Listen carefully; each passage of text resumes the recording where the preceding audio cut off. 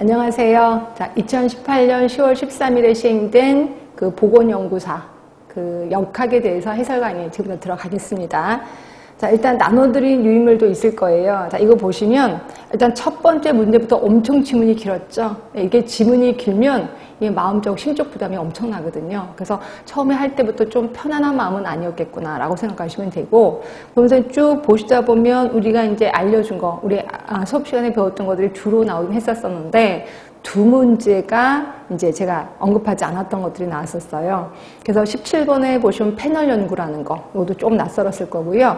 그러면 19번에 우리 기여 위험 백분율은 들어보셨을 거예요. 그런데 인구 집단 기여 위험 백분율은 처음 들어보셨을 거예요. 그래서 이게 뭐야? 이러면서 이제 또 당혹해 하셨을 것 같아요. 그래서 역학은 워낙 어려운 게 매력이었습니다. 예, 어려운 게 매력이긴 했지만 이 두 문제 외에는 좀 쉬웠었어요. 그래서 제가 이거를 중상 정도다라고 봤고, 혹시라도 실수한 거 빼고 어쩌고저쩌고 하면 많이 맞으면 90점.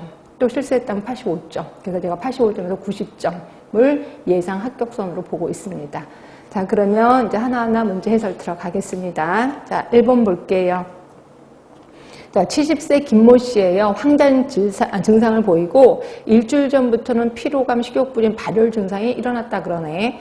자, 그리고 내원 당시에는 황달이 나타났다 그래요. 그래서 봤더니 평상시에 별 이상은 없었고, 그러니까 무슨 사건이 있었던 건 아니고 평소 당뇨에 혈당 강화제를 복용했었고요. 그거 외에 병력은 없었다. 그래서 봤더니 A형 간염 바이러스 항체 검사에서 양서로 나왔다는 거죠.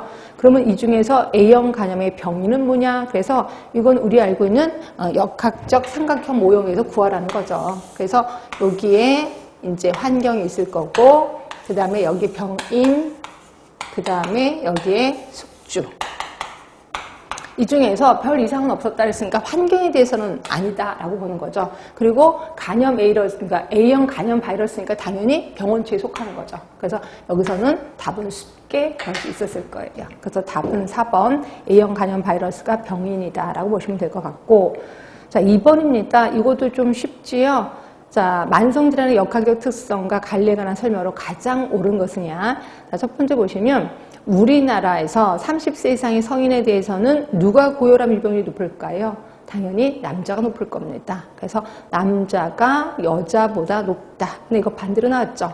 여자의 고혈압이 더 높다고 나왔으니까 틀린 겁니다. 근데 이게 솔직히 30세 이상에서 좀 찝찝하긴 해요. 왜냐면 60이 넘으면요, 남녀 고혈압이 거의 비슷하거든요. 근데 30세 정도라면 남자가 훨씬 더 높습니다. 그래서 1번은 맞다고 해주셔야 돼요. 찝찝하긴 하지만. 근데 2번에 보시면 고혈압, 당뇨에 대한 1차 예방은 발생률과 유병률을 모두 감소시킨다. 근데 이것도 좀 찝찝하긴 하는데, 우리 만성태행성 질환 할 때 1차 예방의 효과는 발생률 감소를 알 수 있다. 2차 예방의 효과는 유병률 감소를 알 수 있다라고 얘기했었잖아요. 그러면 이거는 1차 예방이니까 발생률만 아닌가요? 라고 생각할 수 있지만 발생이 안 되면 유병률도 줄어드는 거 아니에요? 그렇게 따지면. 그래서 2번은 맞다고 느끼셔야 돼. 그래서 2번인 거고요. 자, 3번 보시면 최근 20년간 우리나라 뇌혈관은 아니지. 우리 1위가 뭐예요? 암이지, 암. 그래서 암의 연령 표준화 사망률은 빠르게 증가하고 있는 경향을 보인다. 그래서 우리나라 사망률 1위를 알고 계시면 이것도 역시 아니라고 느끼셔야 돼. 그 다음에 4번이요.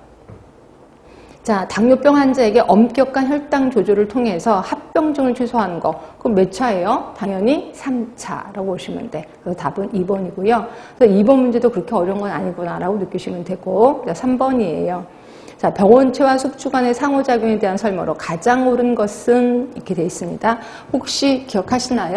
우리 그 6가지 고리, 6고리 중에서 제일 처음은 병원체. 그 다음에 병원 속, 그렇죠?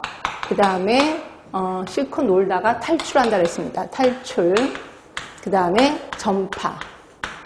그 다음에 새로운 곳으로 침입. 그리고 침입한다고 해서 무조건 병이 생기는 건 아니라 그랬습니다.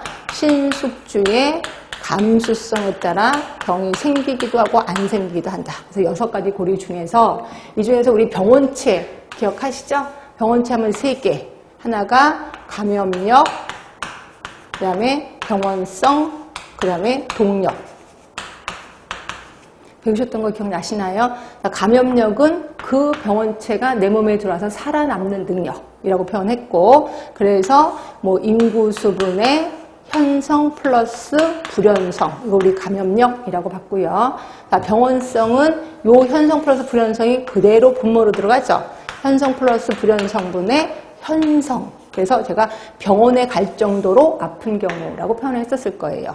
그리고 동력은 요게 또 다시 분모로 들어가죠. 그래서 현성분의 중환자, 그러니까 중증 질환 플러스 사망한 사람 수, 이거 우리 동력이라고 했을 거예요. 그래서 요거에 대한 뜻을 알고 있느냐라는 문제입니다. 자, 볼게요. 자, 병원체가 숙주 내에 침입해서 그리고 숙주의 면역 반응을 일으키는 능력, 요게 감염력이에요. 근데 그 뒤에 거 보시면 인구 집단 내 감수성자 중 현성 감염자야. 그럼 현성 감염자니까 이거는 병원성을 얘기하는구나. 근데 감염력이라 했으니까 틀린 거고요. 자, 2번입니다. 2차 발병률. 2차 발병률이 뭐예요? 한 사람이 우리 여기 있는 공간에 한 사람이 그 질병을 갖고 있는 사람이 들어왔어. 그리고 이 사람으로 인해서 다른 사람한테 옮기는 거를 2차 발병률이라고 하는 거고, 이거는 감염력을 얘기하는 거죠. 병원력이 아니라. 그래서 틀린 거고. 세 번째입니다. 감염된 사람들 중에 현성 감염자의 비율. 그럼 병원력. 맞지요? 네, 그래서 답은 3번이 되는 거고. 자, 4번이에요. 자, 동력은 인구 집단 내 감수성자 중 심각한 증상이나 장애를 초래하는 정도 뒤에는 맞죠. 근데 앞에가 틀렸죠. 인구 집단이 아니라 뭐예요? 현성 감염자.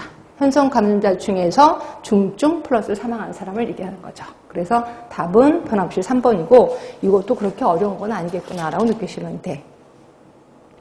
그 다음에 4번 같은 경우는 제가 역학에서 이걸 다 구분했었던 기억이 나요. 그래서 우리 B가 있고, B, 그 다음에 B는 이제 레이트죠.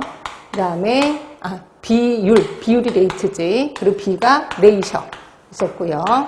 그 다음에 분율이라는 게 있다. 그래서 분율은 퍼센트를 얘기한다라고 얘기를 했고, 말 그대로 백분율을 얘기한다라고 얘기했고요. 제가 그때 가리키면서 알려드리면서 백분율, 분율의 대표적인 게 유병률이다라고도 표현했었을 거예요. 그거에 대한 문제가 나왔을 겁니다. 자, 그래서 우리 심심하니까 한번 다 해볼까 합니다. 성비하면 어디에 속해요? 예, B에 속하지. 발생률 하면 대표적인 비율을 얘기를 해요. 그 다음에 조사망률 당연히 비율이지, 그치? 시점 유병률은 제가 분율이라고 얘기했을 거예요. 그리고 우리 그때 구분했었던 거 기억나시죠? 시점 유병률은 분율이고, 그 다음에 기간 유병률은 비율이다라는 것도 얘기했었을 거예요. 하여튼 이건 우리 배웠기 때문에 금방 답이 나왔을 거고요. 답은 4번입니다. 자, 5번은 이거는 제가 예전에도 한번 얘기한 것 같긴 하는데, 일단 제가 그 나눠드릴 유임을 있을 겁니다. 그것 좀 잠깐 볼게요.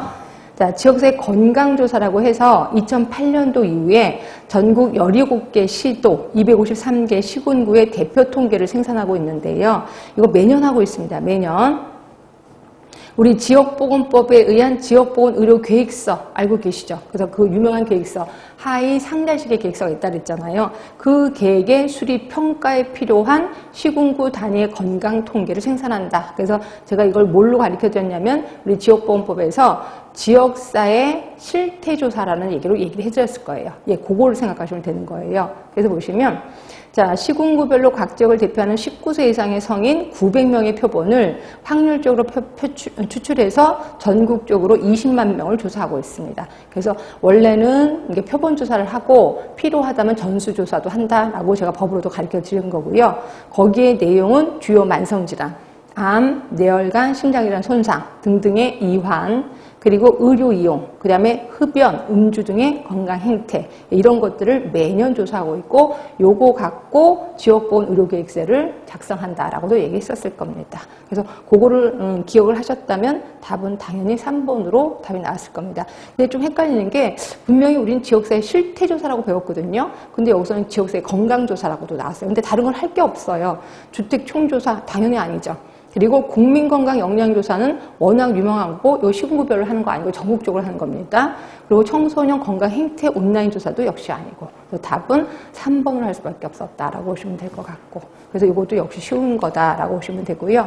자, 6번입니다. 자, 교차 설계, 우리 이거 배웠었는데, 교차 설계는 뭐냐면 맨 처음에 내가 이제 환자야. 그치? 그리고 나서 또 다시 어떤 휴학기간을 끝나고 나면 다시 대조군도 된다라고 했었던 거. 혹시 기억 안 나실까봐 유의물은 갖고 와봤습니다. 유의물 좀 볼게요. 자, 교차 설계는 연구 대상자가 처음에는 치료균이었다면 일정 기간 약 복용 기간, 그러니까 중단 기간, 휴학 기간을 지나고 나서 다음에는 비교균이 되는 교차 설계. 그러니까 처음에는 환자군이었다가 그냥 휴학 기간 양 끊어 그리고 나서 대조군이 된다라고 보시면 되고, 결국 환자 자신이 비교군 역할도 하는 거, 이걸 우리 교차 설계라고 얘기를 했고, 이때 휴학 기간을 가져야 되는 거. 그때 우리 이론 배울 때 휴학 기간을 왜 둬야, 휴학 기간을 둬야 되는 연구가 어떤 연구냐, 이게 한번 시험 문제가 있었을 겁니다. 우리 그 이론 공부할 때는. 그래서 휴학기간을 가져야 하는 이유는 먼저 시행한 치료약에 의한 잔류 효과를 받기 위함이다 라고 얘기했었을 거예요. 이거 기억이 나실 겁니다. 책에 있는 거 그대로 복사를 해갖고 온 거니까. 자, 그럼 요게 이제 교차 설계인데 요거 중에서 옳지 못한 걸 고르는 거, 문제입니다. 1번 보시면 평행 설계에 비해서 연구 대상자 수가 상대적으로 적게 필요하다. 왜? 내가 환자군도 되고 대조군도 되니까 굳이 사람이 많을 필요가 없다는 거죠. 평행 설계는 한 번 환자군이면 끝까지, 그리고 한 번 대조군 끝까지 대조군. 이럴 때는 중도 포기자가 있을 수도 있어서 훨씬 더 많은 인구가 필요하거든요. 그런데 비해서 교차 설계는 그렇게 많이 필요하진 않아요. 그래서 1번은 맞는 거고, 자, 2번은 연구 기간 동안 환자의 상태가 비가역적으로 악화되는 질병에는 적용할 수 없다. 그렇겠지. 환자군일 때 이 사람이 죽어버렸어. 그럼 대조군이 될 수가 없잖아요. 그래서 이럴 경우에는 적용할 수가 없다. 그렇죠? 3번입니다. 연구 대상자를 치료군과 비교군 중에 한 군으로 무작위 배정한 후 전체 연구 기간 동안 해당 치료법만을 적용한다. 이게 우리가 알고 있는 평행 설계에 해당이 되는 거죠. 교차 설계가 아니라. 그래서 답은 3번인 거고요. 자, 4번입니다. 비교하고자 하는 두 가지 약물 치료법 사이에 상호작용이 유발되는 경우에는 휴약 기간이 경과한 후에 교차된 치료법을 적용할 수 있다. 예, 맞죠? 휴약 기간. 그래서 답은 3번이라고 보시면 되고요. 자, 역학다운 문제 나왔죠. 치명률 구하는 거 나왔습니다. 자, 보시면 가지역에 2만 명, 뭐 남자, 여자 딱 나와 있는데 총 사망자 수가 3,000명입니다. 그리고 심장질환은 500명. 심장질환을 갖고 있는 사람이 500명이야. 이 중에서 240명이 사망을 했대요. 그러면 심장질환으로 인한 치명률 하면은, 자, 치명률이 뭐였었지? 우리 동력은 현성분의 중증 플러스 사망자 수입니다. 요거랑 비교해서 치명률이 있다 그랬잖아요. 치명률은 인구수분해가 아니었지. 예, 이완된 사람 수분의 그 병으로 사망한 사람 수, 사망자 수, 이거였었습니다. 그러면 심장병에 이완된 사람이 아까 500명이었을 거예요. 맞지? 잠깐만요. 예, 심장병으로 사망한 사람이 500명. 이 중에서 240명이 죽었대. 그럼 240을 이렇게 500분의 240 하면 되는 거지. 그리고 거기에 곱하기 100을 하셔야 될 거예요. 그래서 답은 48.0이 나온다라고 보시면 돼요. 이런 건 아주 쉬운 겁니다. 그래서 답은 4번이라고 보시면 될 것 같고요. 자, 8번입니다. 자, 이거는 뭐냐면 이제 산모의 흡연과 저체중아 출산과의 관련성을 알기 위해서 환자 대조군을 했대요. 그럼 환자는 누구겠어? 담배 피신 분들이겠지. 산모이면서 담배 피신 분들. 그리고 대조군은 산모이면서 담배 안 피신 분들. 그래서 대조군을 설정했겠지. 그런데 자, 보시면 죄의식 때문에, 그러니까 산모가 내가 담배를 피면 여기가 저체중이 되지 않을까라는 죄의식 때문에 유독 환자군에서 흡연 산모들이 설문조사에서는 비흡연자로 응답을 했을 때 나타난 결과. 이런 거 있었는데. 제가 그때 이론할 때는 뭐라고 가르쳐드렸냐면 갑자기 전화가 와서 본인의 체중을 얘기했을 때 본인의 체중을 다 얘기하는 사람이 있다 그랬어? 없다 그랬어? 없다 그랬죠. 그래서 평상시 예를 들어서 내가 한 55kg야. 그런데도 불구하고 저 평상 가장 작게 나갔던 거 51kg요. 이렇게도 얘기한다는 거죠. 그렇게 해서 나타나는 바이어스를 우리 뭐라고 했냐면 측정 바이어스라고 했었습니다. 그러니까 많은 사람들이 좀 꺼려. 그럴 때는 좀 작게 얘기한다는 거죠. 이거 우리 측정 바이어스라고 했는데, 자, 내가 담배 피는 사람이야. 그런데 이제 설문제 할 때 담배 얼마나 피셨어요? 그럼 뭐라고 그러겠어요?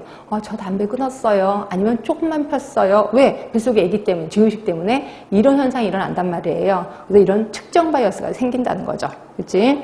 자, 그러면 그 머릿속에 들어가서 가장 옳은 걸 고르랍니다. 무작위 오류가 생길 것이다. 이건 절대로 아닌 거야. 전혀 상관없는 거고요. 교란 바이러스 아니었었습니다. 선택 바이러스도 아니었고 측정 바이러스가 발생할 거다라고 돼 있는데, 자, 4번 보세요. 산모 흡연과 저체중아 출산 간의 연관성이 과소 추정될 것이다. 맞지? 왜? 산모가 나 담배 안 폈어요. 웬만하면 끊었어. 이렇게 얘기를 하니까 과소 측정이 될 거라는 거죠. 그래서 요게 측정 바이어스가 해당이 되는 거죠. 그래서 답은 4번이 된다라고 보시면 되고요. 이것도 잘 읽어보시면 금방 답은 고를 수 있겠는데, 문제가 너무 길다 보면 또 흥분해서 답을 못 고를 수도 있겠구나라는 생각도 들긴 했었습니다. 하여튼 답은 4번이고, 그 다음에 9번이에요. 이거 너무 쉬운 거죠. 자, 질병 발생 모형 중에 중심부의 사람, 이를 둘러싸고 있는 환경과의 상호작용 기억하시나요? 자, 요거는 생태학적 모형이었고 또 하나가 있었잖아요. 그래서 가운데 숙주, 그리고 이를 둘러싼 환경 기억하시죠? 근데 숙주긴 숙주인데 무슨 숙주라 그랬어요? 그치? 유전적인 소인을 갖고 태어난 숙주라고 표현했었을 거예요. 이거 무슨 모형? 그렇지, 수레바퀴 모형을 얘기하는 거지. 그래서 답은 3번 수레바퀴 모형이고 유전적인 요인이라고 보시면 돼요. 답은 3번입니다. 자, 그 다음에 10번이에요. 우리 이거 어디서 많이 봤어요? 이거 많이 봤잖아요. ROC 곡선이라고 해서 민감도 특이도 할 때 이거 많이 봤었던 거 기억하시나요? 자, 이렇게 해갖고 이렇게 됐고 이게 점점 위로 꺾어진다 그랬죠. 위로 꺾어져서 제일 정확한 게 요거다라고 표현을 했었을 거예요. 그렇죠? 그래서 여기 X는 특이도, Y는 민감도. 그렇죠? 그래서 이쪽으로 간 곡선이 가장 검사도가 정확한 도구다라고 표현을 했었던 거. ROC 곡선. 우리 배웠습니다. 분명히. 네, 요거에 대해서 얘기를 하고 있고 아주 쉽죠? Y축에 해당되는 건 뭐냐? 이걸 물어본 거예요. 그럼 Y축에 해당되는 건 당연히 민감도구나 라고 보시면 되고, 그래서 답은 1번이라고 보시면 될 것 같고요. 자, 11번입니다. 11번. 자, 인구와 관련된 지표들, 이것도 그렇게 어렵지는 않은데, 자, 영아 사망률과 신생아 사망률의 비가 1에 가까울수록, 이거 배웠던 기억 나시나요? 영아 사망수분의 신생아 사망수. 신생아 사망수분의 영아 사망수. 우리가 알고 있던 알파 인덱스를 얘기하는 거지. 근데 얘가 1에 가까울수록 당연히 선진국이다라고 표현을 했고요. 답은 1번인 것 같고, 2번부터가 틀렸다는 거지. 그러면 틀린 거 고쳐볼게요. 자, 합계 출산율은 한 명의 여자가 평생 동안 낳은 아이의 수였었어. 근데 이때, 자, 가임기를 알고 있느냐지. 자, 가임기는 몇 살부터? 15세부터 49세까지지. 25세부터가 아니라. 예, 그래서 틀린 거고요. 자, 세 번째입니다. 기대 수명은 현재 만 65세인 사람이 향후 생존할 것으로 기대되는 평균 생존 연수. 자, 그러면 뭐가 틀렸어요? 그냥 기대 수명 아니지. 그렇지. 65세라는 말이 들어가야지. 그래서 65세의 기대 수명은 65세의 기대 수명이야. 그럼 현재 65세인 사람이 앞으로 얼마나 많이 사느냐 이거를 측정한 거를 우리 65세 기대 수명이라고 하는 거죠. 결국 앞에 65세라는 말이 틀려서 없어서 틀렸다라고 보시면 되고요. 4번입니다.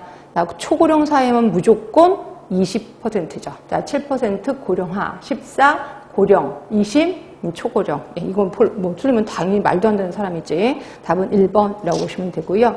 자, 12번입니다. 질병 발생 모형이라는 거. 이거 우리 이론서에 있는 거 아세요? 자, 우리 이론서 3쪽에 있었습니다. 그래서 우리 3쪽에 보시면 우리 책 있으신 분은 좀 보세요. 거기 3쪽에 보시면 로스만의 원인 모형이라고 있었습니다. 자, 로스만의 원인 모형에서는 충분 원인과 필요 요인이라는 말이 있었을 거예요. 충분 원인, 필요 원인. 요 두 개가 있었을 겁니다. 자, 충분 원인은 어떤 병이 이 병을 발생시키는데 여러 가지 요인들이 있을 거예요. 그 요인을 몽땅 묶어서 충분 원인이라고 하는 거예요. 결국 자, 고혈압이면 짠 거 많이 먹어서 또 살쪄서 그치? 콜레스테롤이 있어서 그지? 그리고 운동 안에서 여러 가지 원인이 있잖아요. 이런 모든 것을 우리 충분 원인이라고 하는 거고, 이 중에서 딱 한 가지 원인만 딱 찍을 수 있어. 이걸 우리는 필요 요인이라고 하는 거예요. 필요 원인이라고 하는 거고, 우리 솔직히 고혈압에 대해서는 필요 요인은 별로 없죠. 왜? 여러 가지가 다 관여를 하는 거니까. 뭐, 물론 충분 요인에는 뭐 유전도 있고, 뭐 음식을 짜게 먹어서 있고, 여러 가지 쫙 있는데 이 중에서 한 가지는 없어요. 그런데 비해서 우리 감염성 질환, 예를 들어서 결핵. 그럼 결핵에는 충분 원인이 뭐가 있어요? 일단 결핵균도 있을 수 있고, 내가 또 피곤한 것도 있고, 스트레스도 있고, 영양 부족인 것도 여러 가지가 있지만 필요 요인 딱 하나 뭐예요? 결핵균이죠.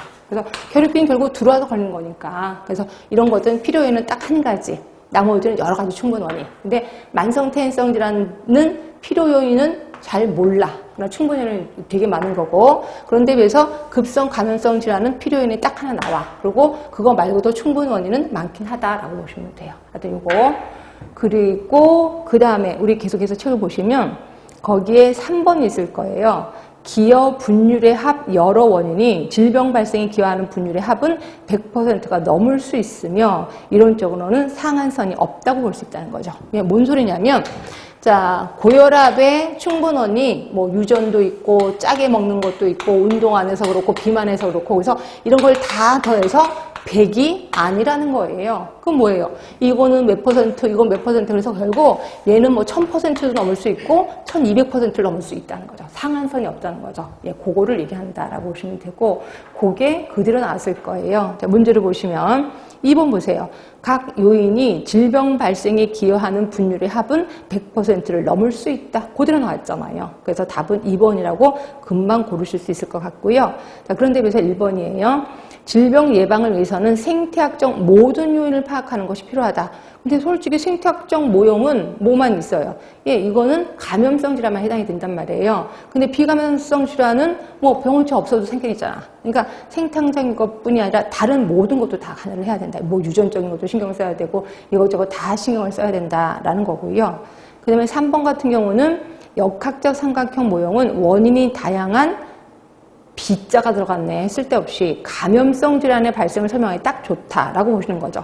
근데 감염성 질환의 원인이 뭐 한 가지밖에 없지. 그래서 요거는 전혀 앞뒤가 안 맞다라고 보시면 되고요. 자, 4번입니다. 모든 질환의 발생에는 필요 원인이 존재한다? 아니, 필요 원인이 존재하지 않는 경우도 있었잖아. 아까 말한 대로 만성퇴행성 질환은 충분 원인이 계속해서 있다라고 보시면 돼. 이게 필요 원인이 아직까지 뭔지 밝혀지지 않았다는 거죠. 예, 그래서 4번도 틀린 거고, 그래서 12번의 답은 2번일 수밖에 없다라고 보시면 돼요. 자, 13번 같은 경우는요, 이거를 또 처음 보신 분이 있으실 것 같아서 일단 유의문을 좀 자꾸 갖고 와봤습니다. 이거는 우리 어디서 배웠냐면 보건행정 쪽에서 배우셨을 거예요. 그래서 제가 역학하면서 보건행정도 좀 해드렸잖아요. 거기에서도 또 나왔을 겁니다. 그래서 보시면, 자, 우리 유의물에 있을 겁니다. 유의물에 보시면 1종 오류, 2종 오류, 3종 오류가 있어요. 자, 1종 오류는 이 가설이 맞아. 그랬는데 기각하는 거예요. 그렇죠? 그런데 여기서 2종 오류는 이 가설이 틀려. 그랬는데 선택하는 거야. 그 다음에 3종 오류는 메타 오류라고 해서 문제 자체를 잘못 인지하는 거예요. 이걸 우리 메타 오류라고 하는 거고요. 자, 근데 그 문제는 뭐가 나왔었냐면, 자, 역학 연구에서 통계적 가설 검정을 하는 경우 대립 가설이 참인데도, 자, 대립 가설이 참인데, 그럼 대립 가설이 참이야. 그러면 기무 가설, 그러니까 원래 가설이 있고 비교하는 대립 가설이 있단 말이에요. 근데 대립 가설이 맞아. 그러면 원래 가설은 틀렸다는 거지. 그래서 기무 가설은 틀렸는데도 기각해야 돼. 기각하지 않는 거. 결국 틀렸는데도 선택을 했다는 거지. 그러니까 이거는 2종 오류를 얘기하는 거죠. 그래서 답은 2번이라고 보시면 되고요. 이거는 1종 오류, 2종 오류가 뭔지 알아야 되는 거고 반드시 외웠어야 되는 거죠. 하여튼 이거는 우리 행정 파트에서 좀 제가 얘기를 했었을 거예요. 자, 14번입니다. 이것도 계산하는 거 나왔죠? 자, 이것도 계산하는 거 이거 좀 시간이 좀 걸렸을 겁니다. 자, 항상 이런 거 나오면 제가 뭐라 그랬어요? 표를 좀 구해라 라고 표현했었을 거고요. 이거 표 구하시면 되죠, 뭐. 자, 이렇게 해서 표를 구하시고, 그 다음에 얘가 이제 환자고, 얘는 환자가 아닌 거고. 그쵸? 그리고 여기는 양성으로 나왔고, 음성으로 나왔고, 이겁니다. 자, 이 중에서 여기 이제 모르니까 이제 A, B, C로 합시다. A, B, C, D. 자, 민감도는 환자를 환자로 본 겁니다. 그러니까 A 플러스 C분의 A죠. 이걸 민감도라고 했고, 요 민감도가 뭐 당연히 퍼센트로 나니까 곱하기 100을 했었어야 되겠지. 곱하기 100하고 요게 90이 나왔다는 거죠. 그리고 특이도입니다. 자, 특이도는 환자가 아닌 사람을 아닌 걸로 본 거죠. 그래서 B 플러스 D분의 D 곱하기 100, 이것도 역시 90이 나왔다는 거죠. 자, 여기까지는 알 수 있을 거예요. 자, 그 다음에 거기 네 번째 줄인가요? 최종적으로 바이러스성 장염으로 확진된 비율이 20%래. 결국 바이러스 장염 환자가 20이야. 그럼 여기다 그냥 20 하면 되겠네. 환자 20. 그렇죠? 20%. 그럼 환자 아닌 사람은 80%겠네 뭐. 그 두 개가 합해서 100%일 거 아니에요. 결국 A 플러스 C가 20이라는 거잖아요. 그럼 이게 20이네. 20. 그쵸? 구하기 쉽죠? 그렇지? 그래서 보면 A가 몇이 나와요? A가 20이면 계산하기 힘드네. 머리 아파서. 자, 이거 무엇이나 여기 유인물에도 써놨을 겁니다. 결국 A가 그치 18이 나올 거야. 18 맞나? 아닌가? A가 18. 맞아. 18 나와요. 18 나올 겁니다. 18. 그치? A 플러스 C 맞나? 헷갈려. 맞아요? 잠깐만. A 플러스 C가 20. 100분의 90이고. 20이 나올 것 같은데. 20이 나오고, 하여튼, 계산해 보세요. 20 나오니까 별게 다 힘드네. 자, 걸고 20이 나오고, 그 다음에, 잠깐만요. 20 나오고, 맞아. 20 나오고, 아니야. 맞아. 90 맞아. 이게 헷갈리냐. 20 나옵니다. 20. 자, 20, 아니지. 18이 나오지. 20이 아니라. 이게 20이고, 그 다음에 18이 나올 거예요. 아닌가? 맞아. 18 나와. 그럼 18 나오면 여기 20이니까 2가 나올 겁니다. 많이 힘드네. 자, 특이도입니다. 특이도는 이게 80이 나와. B 플러스 D가 80이야. 그러니까 D가 계산해보면 72가 나올 겁니다. 72. 그러면 D가 72고 요게 또 8이 나오겠네. 맞죠? 계산 다 나왔지? 그치? 그럼 얘게 두 개 더하면 26.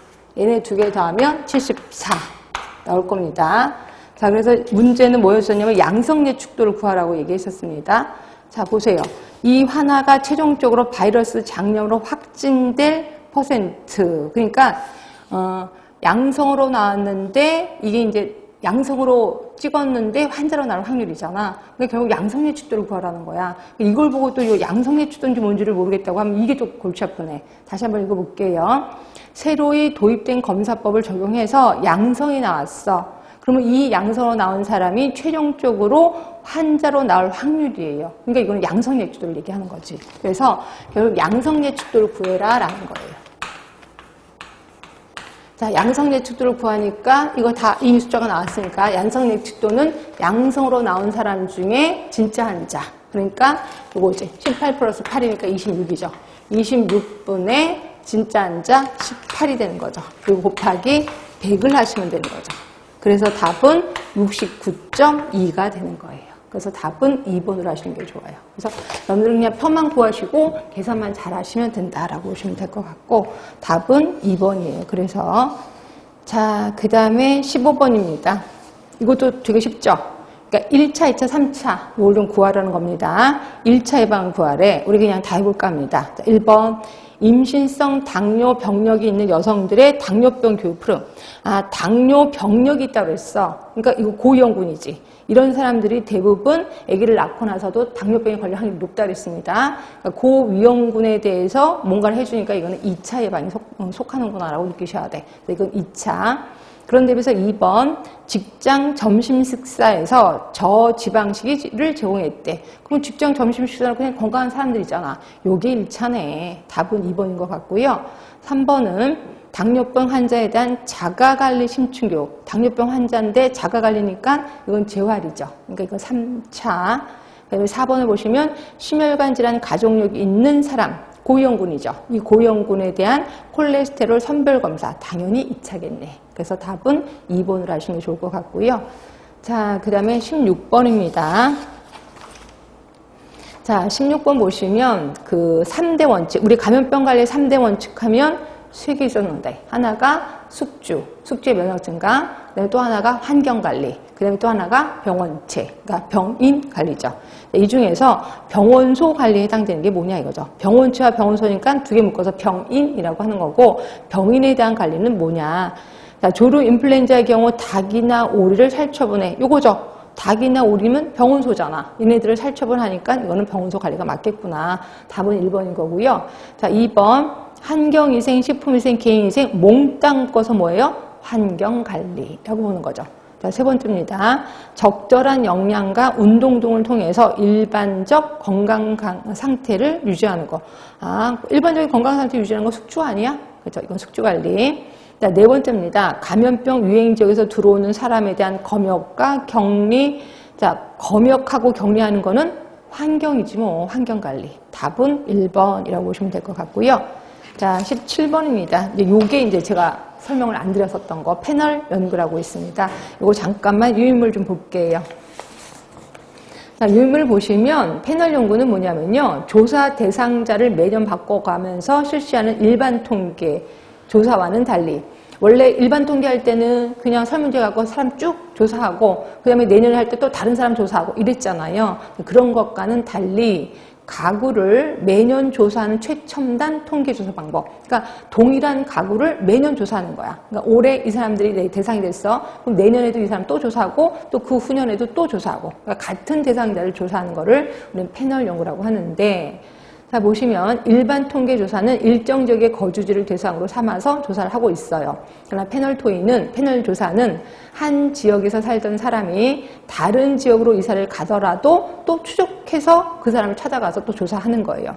결국 단면 조사 연구와 코호트 연구가 혼합된 방식이라고 할 수 있다는 거죠. 이거 우리 패널 연구라고 하는 거고요. 자, 그러면 이렇게 하면 좋은 점이 뭐냐면 조사 대상인 개인이나 가구가 어떻게 변화됐는지를 알 수 있다는 거죠. 아, 이 사람이 예전에 이랬는데 이렇게 변했구나. 이런 걸 좀 알 수 있다는 거고, 그래서 이런 면에서 좀 더 과학적이다라고 보고 있습니다. 그래서 패널 조사 방식에 따른 통계를 이용하면 총량 변화 속에 내재된 미시적인 부분까지도 분석할 수 있다는 장점이 있다는 거죠. 그러니까 전체적인 양뿐이 아니라 거기 안에 세세한 변화도 볼 수 있다는 거. 라고 보시면 되고요.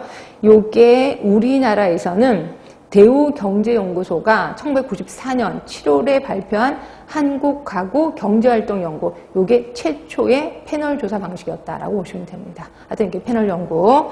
자, 그럼 문제 풀어볼게요.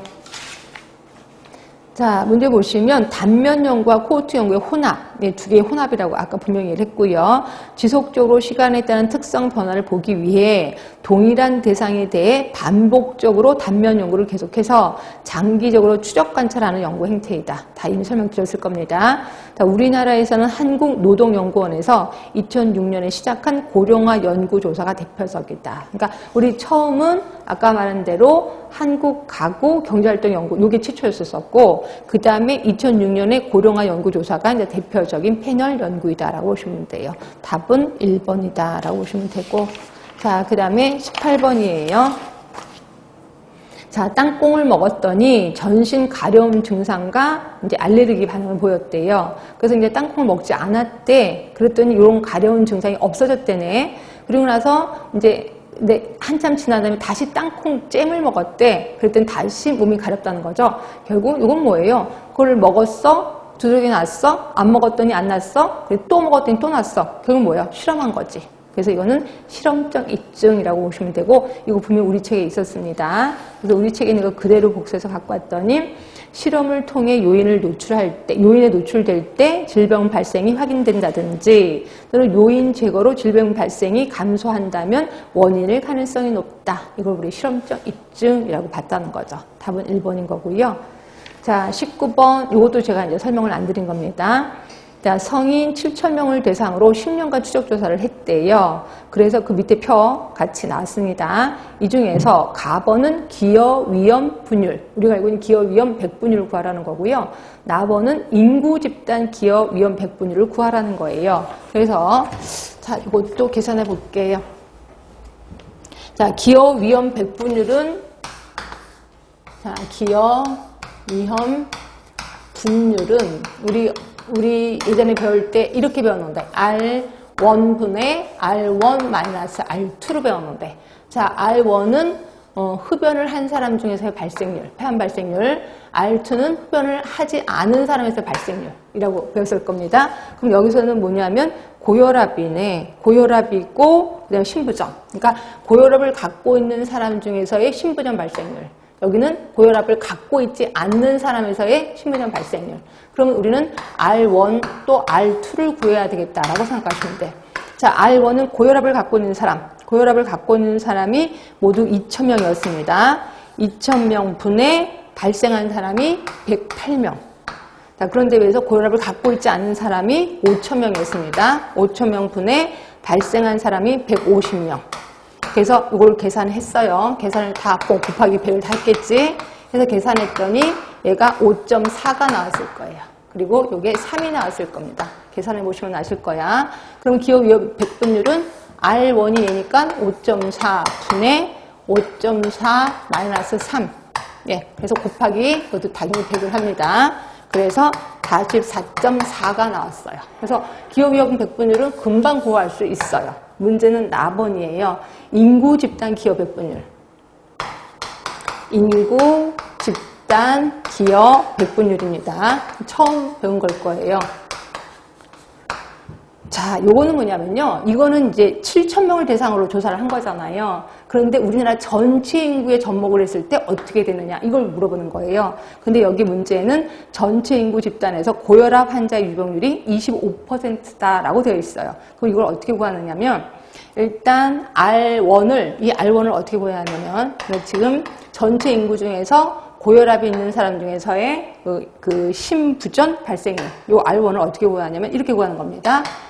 자, 아까 고혈압이 있는 사람 중에서 5.4%, 그리고 고혈압이 발생하지 않는 사람 중에 3. 그러면 고혈압이 있는 인구 집단이 25%잖아. 그러면 25%를 0.25로 0.25 곱하기 5.4 일어났죠.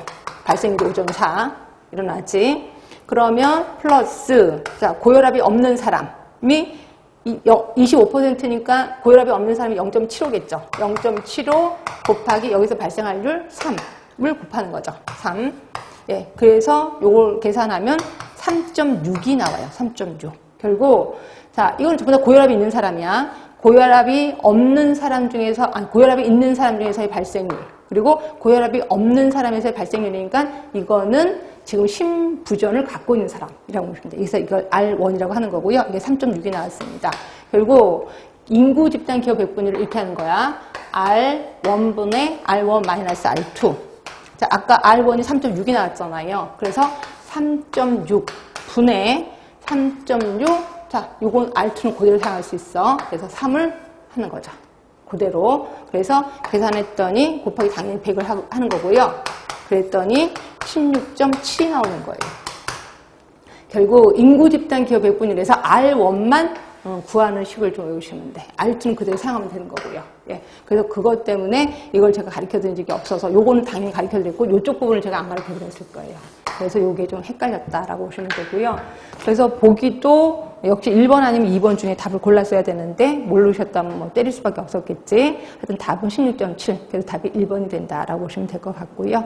하여튼 요거는 제가 조금 앞으로 더 열심히 하도록 하겠습니다. 그럼 이제 20번 볼게요. 자, 역학 연구를 위해 환자 진단과 치료 결과를 기록한 병원 자료. 병원 자료를 사용할 경우 가장 옳지 못한 거 뭐냐 이거죠. 자, 연구 목적을 위해 수집된 자료가 아니므로 연구에 필요한 정보가 없거나 부정확할 수 있다. 뭐 당연하겠지. 자, 중한 증상을 가진 환자가 경한 증상과 징후를 가진 환자보다 더 많이 병원에 방문한다. 뭐 당연한 것 같아요. 자, 지역 대학병원을 방문한 환자들은 그 지역 발생 환자를 대표한다. 맞아? 아니잖아. 우리 병원은 병원 친화도가 낮은 병원 있잖아요. 그럼 병원 친화도가 낮으면 그 병원에 안 가잖아. 그럼 대표하지 않을 수도 있다는 거죠. 그러니까 이건 좀 아닌 것 같고. 그럼 4번이 맞는지 봅시다. 사회 경제적 여건에 따라 병원 방문 기회에 차이가 있을 수 있다. 맞지? 돈 많은 사람 병원에 자주 가잖아요. 돈 없는 사람은 병원에 안 가는 거. 아, 이거 맞네. 그래서 답은 3번이라고 생각하시면 돼요. 자, 이렇게 해서 우리 해설 다 끝냈고요. 자, 보시면 뭐 여러분도 조금 더 많이 공부해야 되겠다는 생각도 들지만 저 역시 역학은 조금 더 깊게 파고들어야 되겠다는 생각을 좀 했었습니다. 예, 그래서 그렇다고 해서 이번 시험이 결코 어려운 건 아닙니다. 이 정도는 해볼만 하다라고 보시면 될 것 같아요. 고생 많이 하셨습니다.